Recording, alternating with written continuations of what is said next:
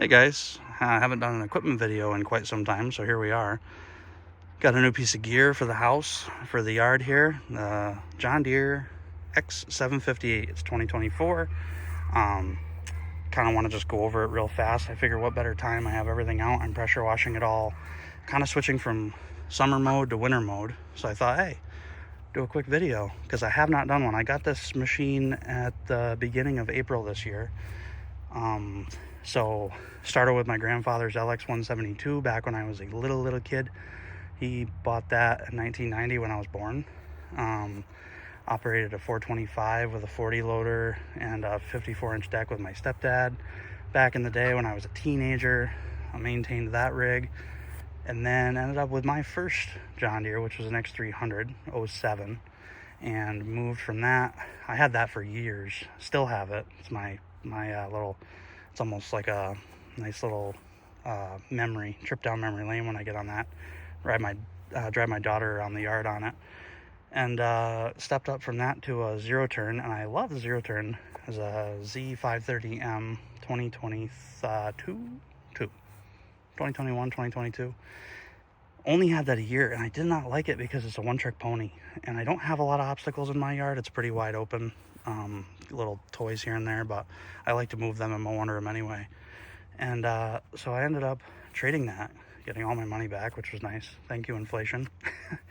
And got the X758. Now, just a real quick, I want to go over very quickly. I'm trying to keep this organized and quick for you guys, so it's not a 45-minute long video, because everyone knows I love to talk. Why X758 over 1025R? So, X758, the first reason is it's a little more compact.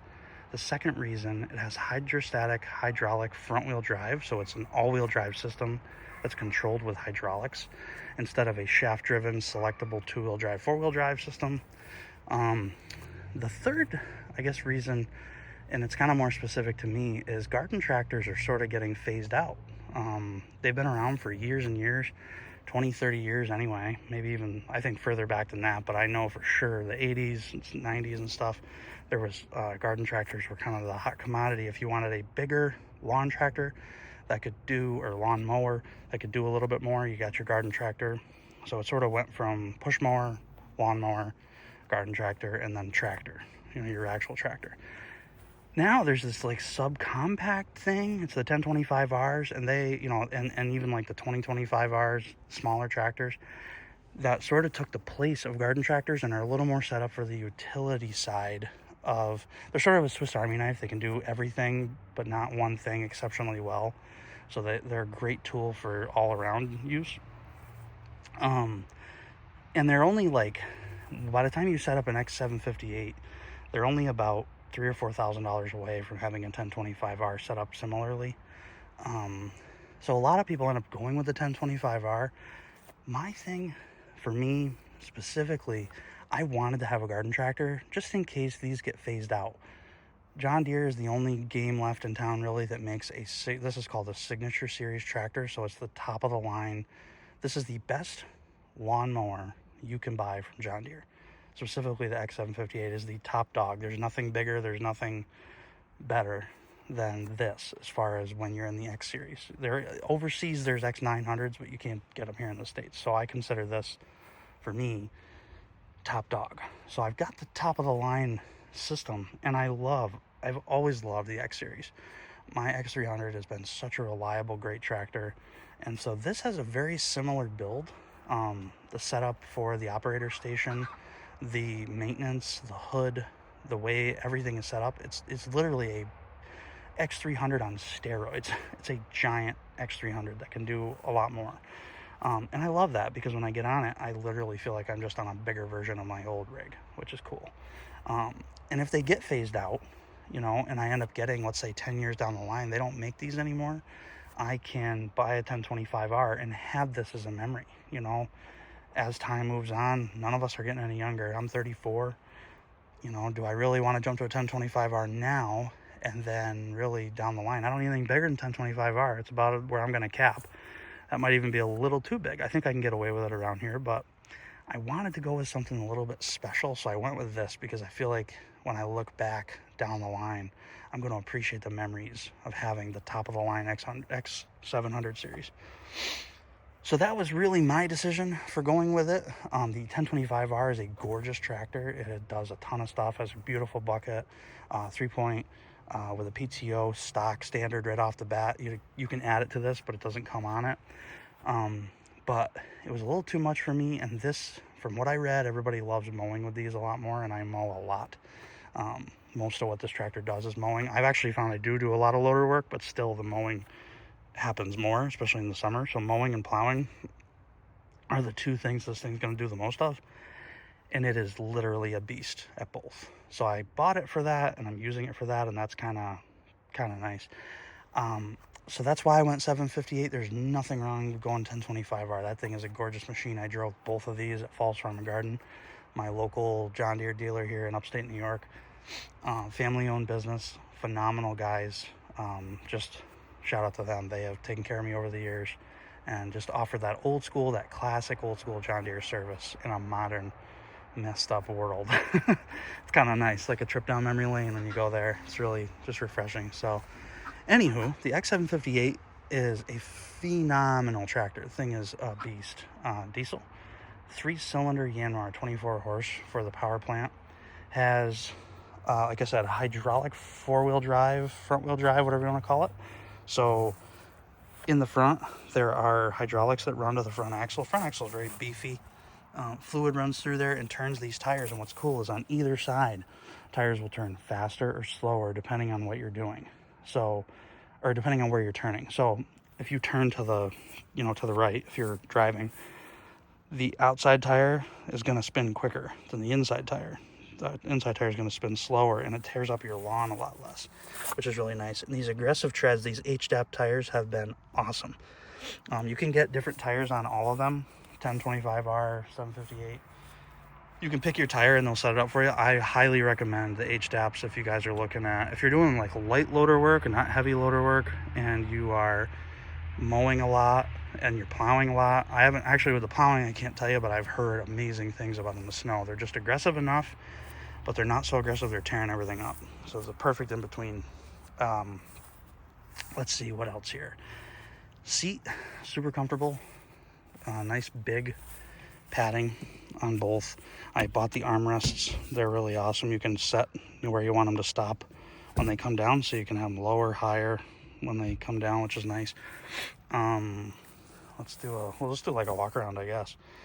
The build quality is phenomenal for 2024. A lot of stuff, newer stuff, people are like, I don't know if it's built as well. This thing's built like a tank, guys. It is awesome. Everything I've touched on and everything I've worked on has been just built really well, hands-on. It's really, really great. Lights don't come LED, which I don't get. There's a couple little things I don't understand. That's one of them. It's weird. They're still like the old school bulbs. You can go on eBay for super cheap and get LEDs, so don't really let that sway you one direction or the other for buying this or not. I've already switched them to LEDs. I'll flip them on for you guys when I turn it on here. Let's see, has 4-point for the hydraulics, so your old school standard quick connect hydraulics for your front end. So you have your your 4-way, so 2 setups, like your bucket, front and back, lift arms up and down. Same with the plow, side to side, up and down. They make a broom, all that stuff, so you can have good setup for the front hydraulics to manage quite a bit of stuff. Snowblower, you can get a snowblower for the front. Runs a shaft down from the hydrostatic transmission in the back. With the diesel, especially, the torque on the snowblower, I've heard, is really, really good. I just love plowing. That's why I went with the plow. It's not really one's better than the other situation. I think they're both great. I just like plowing. So, and let's see what else. K92 tough torque hydrostatic transmission. So big, giant, beefy, great hydrostatic transmission. The thing is smooth. It's very quiet. I really loved it. I've already done the first service on it. Got a little over, I think, 70 hours on this rig, and it's just been so smooth, strong, great transmission. And the fluid change, like I said, maintenance wise, the manual, like John Deere makes these manuals and they literally walk you through, get this fluid's recommended. this is how much you need. Step one, you know, look at this picture and we'll show you this. And step two, like, they walk you right through the proper way to maintain this rig. That has not changed with John Deere over the years, especially the smaller stuff, like their garden tractors, even their 1 series and smaller ones. They've kept all that stuff for folks, so it's so easy to work on. They make a maintenance kit for this, for the engine. I bought the maintenance kit, both air filters, fuel filter, oil filter, the oil, the exact John Deere oil you need, all in a box with a service sticker. It's just easy. Go into your manual, step by step. I'd never touched a diesel tractor before. I walked through this thing, really took my time, and it was very easy. All the points, draining the oil's easy, adding oil's easy, air filter maintenance was easy. Even the fuel filter, which your fuel tank sits lower than your engine, there's actually a little pump that you use to pump the fuel back up, because, you know, gravity wins. Fuel falls back down, you get airlocked, and with diesel you don't want that, because you're not running on spark, you're running on compression. So it gets that fuel back to those injectors, and when you go to turn the key, boom, fires right up, no air. It's a self bleed system, which is amazing.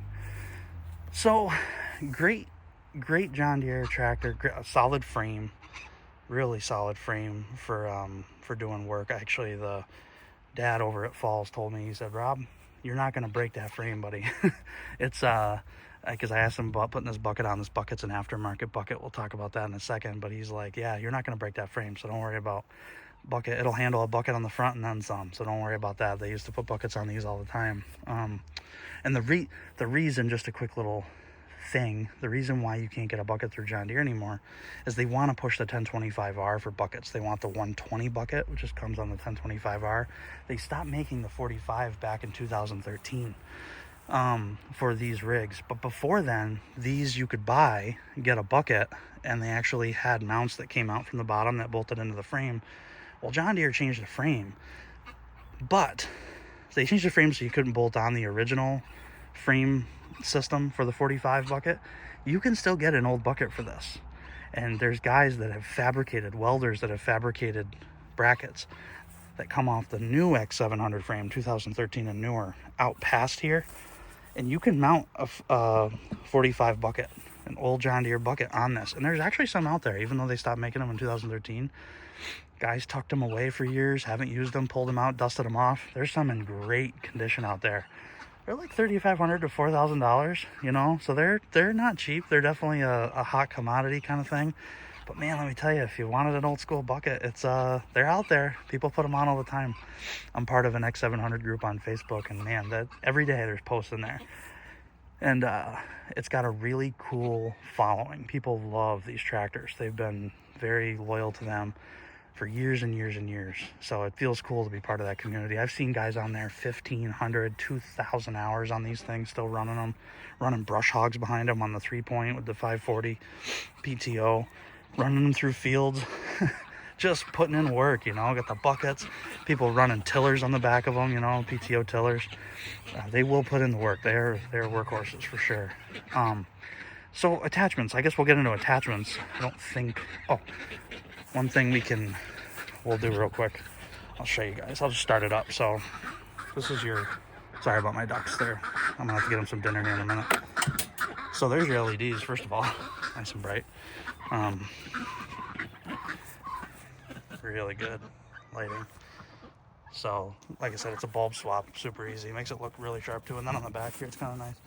You got your backlights, but then also it's cool, your switches, there's another little flip right here you can hit right here on the 12 volt or on the light switch, and if you flip it, you get your backup lights stay on. So if you're working back here, look at my backyard, you can see the lights lighting up the rear of that tractor. So if you were plowing and you wanted lights all the time, as you turn around, look back, it's dark, or you're working in a really dark confined space, this let me back up, kind of lights it up real good for you as far as work lights. Kind of neat. So here's your dash. Another thing that's kind of cool about the X758 is the digital dash. It's kind of neat, or whatever you want to call this, I guess you call it digital dash. So 72.5 hours. Here's my battery over here, fuel levels right here. If your PTO is engaged, it'll tell you if your front or rear PTO are engaged above, kind of whatever's operating on the tractor, it'll come up around it. So it'll actually, like, front PTO will come up here. And then your RPMs are here. They recommend your RPMs be in that green range for mowing. And then over here is your temperature, park. And then, like, if you're getting low on fuel, it'll tell you. If you have like a check, I think there's like a check engine system too and stuff, but it's kind of the basics. So you turn it on. This thing does have like a glow plug system, so it warms up really nice. Underneath here, there's a little icon that comes up while it's warming up. It's very quick, depending on how cold it is. I actually learned from Falls when I was going through it. The tractor knows how cold it is outside. There's the thermostat system, so you can, oh boy, I might have to refocus this thing. Sorry, guys. Hopefully, there it goes. You can basically, the tractor will know how cold it is. So I've noticed, like, the colder it is, the longer that light will stay on before you turn the key to start it. And what people recommend when it's super, super cold, turn the key on, let that thing cycle, then turn it off, let it cycle again, wait, and then start it. This thing has been the smoothest starting diesel I've ever had. It literally always starts like one revolution and it's on. And it's just it sounds gorgeous, it runs smooth. I'll start it for you guys. But as far as reliability, I think this thing is just gonna be a great, it's Japanese engineering, so do I say more, you know? So let's start her up.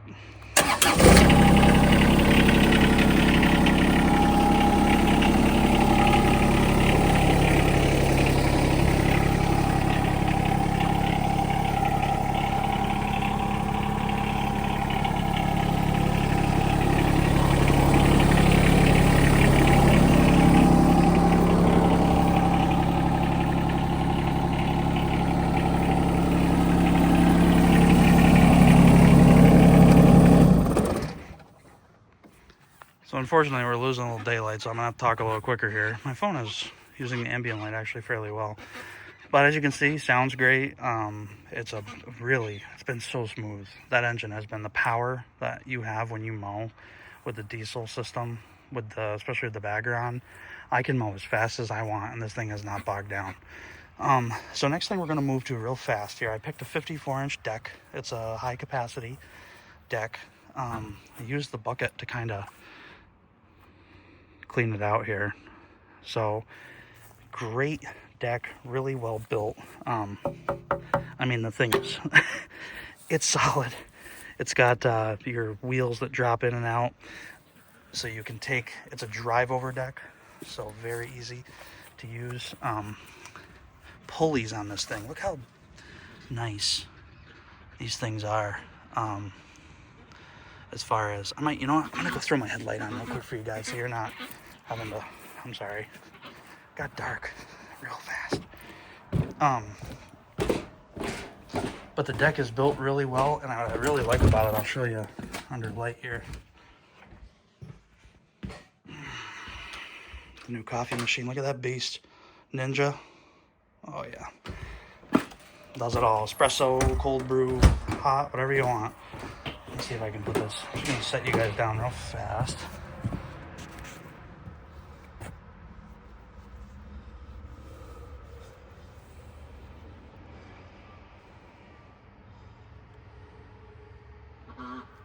There we go. I think I got it good. There. Now you guys can see. How's that? Yeah, pressure wash the deck out. But, grease fittings, guys. Look at grease fittings on top of each pulley. Greasable drive shaft, so it's shaft driven, not belt driven. And I do recommend. Here's one failure from John Deere. I'll be honest with you, about stuff. I'm not just a John Deere fanboy. There are things I'm like, hey, this could have been done better. That auto connect system for the X700. Long story short, when the drive shaft system for the auto connect hangs under the frame, it actually rubs, it vibrates. The frame has a little bit, the deck shifts depending on what part of a hill you're on, and you'll actually feel, if you're trying to mow high, which I like to mow high, like 4 and above for me, or 3 and 3/4 and above, you end up getting a vibration, and you feel it in these floorboards. It is so annoying for you guys out there who like things just to run smooth as butter and to have no chatter. The deck is a little noisy. I'm not gonna lie, with the auto connect, it works, but it's noisy. I swapped it out for a manual. So I have to reach under there, slide that sleeve on to the back of the hydrostatic. However, the deck is still drive over. So here's the drive over. Another thing, if you guys are worried about this plastic, I'm telling you right now, I cannot bend this. This plastic is the strongest plastic I've ever seen in my life, these drive over plastic, and it has these little, see the little grabbers for your tires so they don't slip. These actually pop in. Here's the system right here, little bracket, and see the little nubs on there? They pop in down there, and then there's a little plug right there. See that little pressure plug goes into that little slot, so you push it in. That's it. You drive over, but here's the best part. You're cleaning the deck and you want to get in under the leaves and stuff. You pull, this pops, you pull up. Now you can get to your pulley, you can get to your grease fitting, you can clean all the water and the leaves and grass out of that pulley and not have to worry about everything being full of water and full of, the grass will pack in there, as you guys know. Like I said, shaft driven, so it's got the big old gearbox that the shaft comes down into. This thing is so smooth. Turn it on, smooth as butter. Just, you can hear it, it works really well. And the other thing I got, second attachment, bagger, power flow system. So it's the three bag system. So here's the power flow unit itself. And what's kind of cool about it, all it is, I'll show you from the inside. There's a propeller so that this hooks up to the side of the deck. It actually slides onto a metal bracket right there on the side of the deck, hooks in, and then this belt comes out of this pulley system. It has retainers so they don't fall off. So when it's stored like it is now, I can do whatever I want with it like that, and it's not going to fall off. The belt goes right over. They install a pulley. So here's your stock where your belt is for your deck. See how this is doubled up, unlike over there where it's a single? Your belt goes right around here. So when you turn your deck on, your belt is engaged for your power flow. This just sits up. Power flow hooks right there. That little rod drops in here. So super easy, 3-bag system. I will tell you guys, here's the chute. That's just to tell you if it's full or not. It's actually really accurate. When that yellow thing fills that little clear, that look box there, it's full. This thing will pack the grass, 14 bushel, and it does a beautiful job. That's the brush guard that goes in the front. You can't run it while you have the bucket on, so that's fine.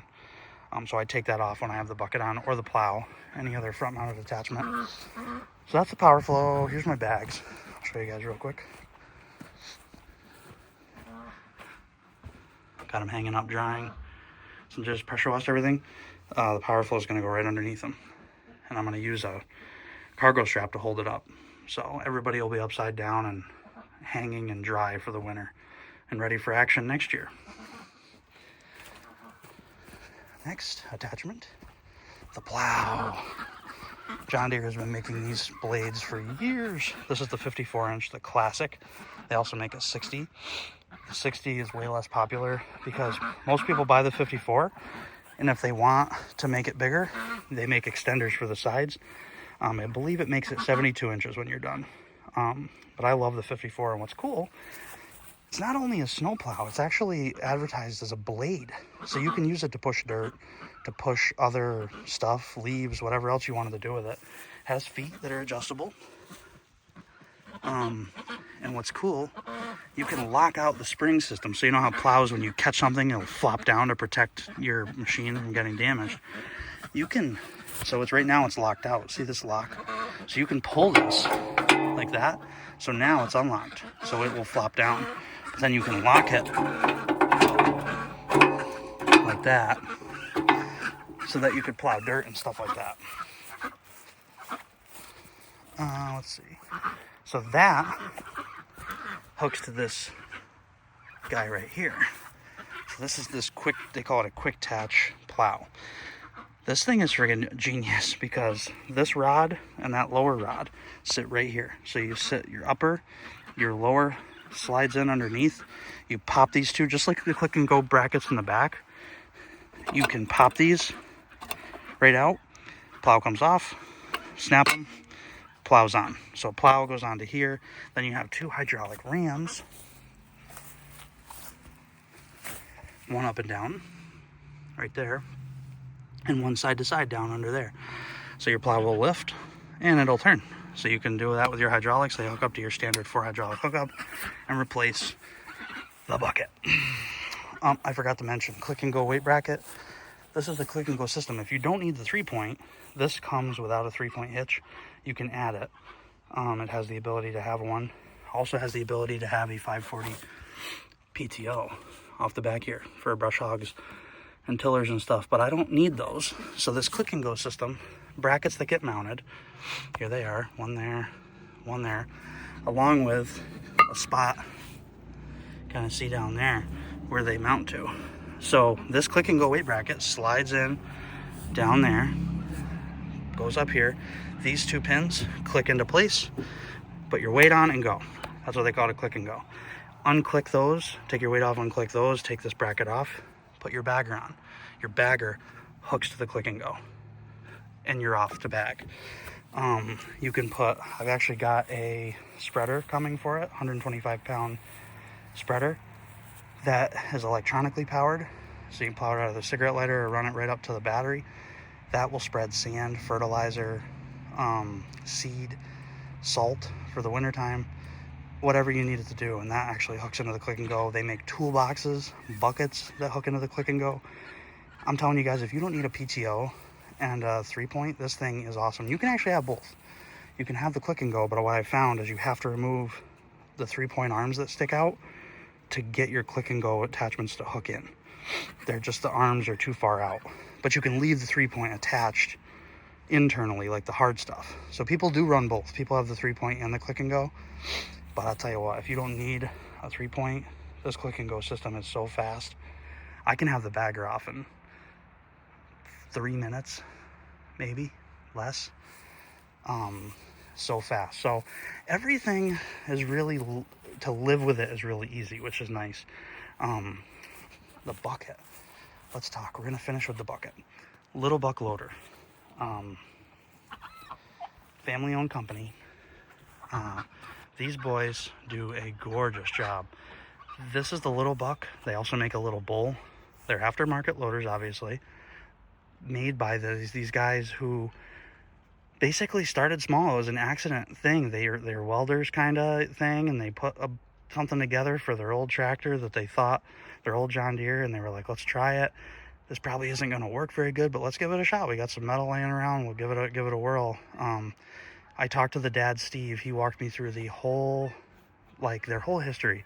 The nicest people I've ever met. If you read anything about these guys online, they support everybody that buys one of these things just phenomenally. They'll talk to you on the phone forever. And Steve basically was like, yeah, man, like, people love them because they hook right to the front. What I really like about it is it hooks right to the front here. It doesn't go to the back, which kind of looks a little funky, but it mounts right to the front bracket. So it's right on that bracket and pins in. And I'll tell you what, hooks up to your hydraulics and you're off to the races. You're ready to go. And I will tell you guys, this thing has been the nicest thing to have around. I have used it. So I got it with the grapple, which they just came out with this year. It literally hooks in. You can see where it slides in and slides out. So all you have to do, walk around here, is take these pins out. I'm sorry. Those pins right there out, and take that pin out, and that whole grapple arm comes off. It's mechanically controlled, so when you close the bucket, the grapple shuts, and when you tilt it open like this, the grapple opens, so you can grab brush. I've grabbed so much stuff with this thing, and they've added the D-rings for me, so you can see I'm using it for the deck right now to wash it and to move it around. They also added a hook for me right there. See the hook? So I can hook a chain to that as well. So D-rings, hook, whatever you want to do. And I added a piranha bar to it. These Piranha bars are insane. This is probably like a mandatory upgrade for the little buck, just because it is a little thinner metal. It's not like, it's hard, it's solid, it's not going anywhere. I mean, you can't do much with it. But when you're down in the dirt, this leading edge is the working edge of the bucket, you know, when you're down in dirt and rock and whatever you're doing. So this Piranha bar, super sharp, and all these points create, you know, pressure, and they help dig.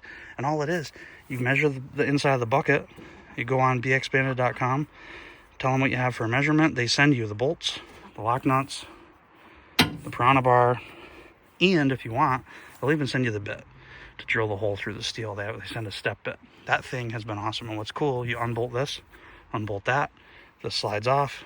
When I redid my driveway with this, I actually redid my entire driveway and dug a French drain, and this thing did it. I was blown away. It will lift, they say, to 6 feet high, it'll lift 350 pounds. I have definitely lifted probably more than 350 pounds, probably closer to 500 pounds lower down, full buckets of stone. It has not struggled at all. And I recently increased the hydraulics to a higher pressure, not past Tough Torque's recommendations. Tough Torque was a 1502 PSI. I increased it up to around 1350. 1350 is about where I'm sitting full throttle.